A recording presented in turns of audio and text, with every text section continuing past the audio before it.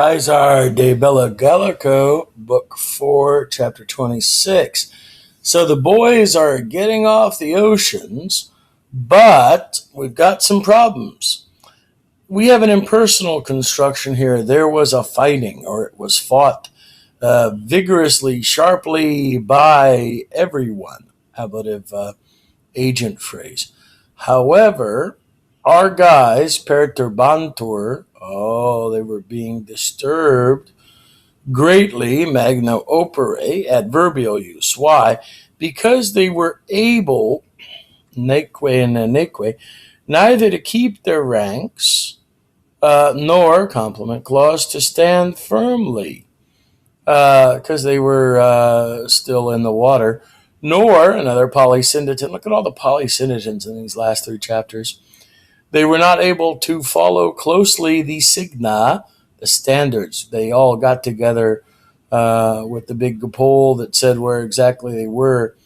And everyone, another out of another ship, was mustering himself, was piling himself up. So another one out of another ship. What does that mean? Well, whatever was the closest standard, that's what they aimed for. To whatever standards he might meet. This was, of course, the dative of a object phrase of meeting, verbs, going, these special verbs. Besides, but, however, the enemies with the shallows known, because they lived there, so they knew all about the beaches, when they had beheld off the shore, indirect statement clause, ingredientes, coming. Who's coming? Some single men coming out of the ship, ablative absolute clause, with their horses having been urged on, they were attacking the impeditos, the entangled men. More, or several, circumsistabat, were surrounding a few. Others were hurling their spears into the hole from their open flank. So, boy, still not one yet.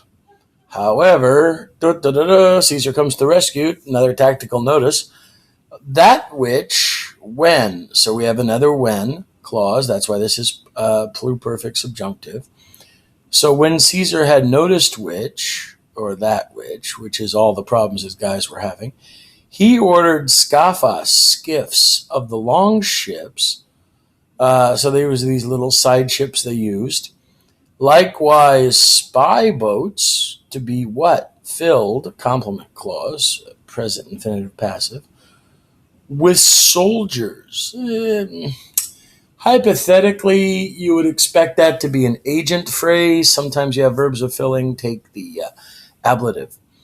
And he was sending up aids to those guys. What guys? Whom he had seen laboring. So now he's getting all of his little boats out there so the guys don't send reinforcements. Our guys, as soon as they stood, however, on the dry ground, on the beach, with all of their own having followed, they made a charge into the enemies, and they dederant gave them into flight. They put them into flight. However, they were not able to pursue farther. Why? Because the horsemen had been able to not hold the course and to reach the island. Remember, Caesar's cavalry were coming later, and they got blown off course or late or something like that.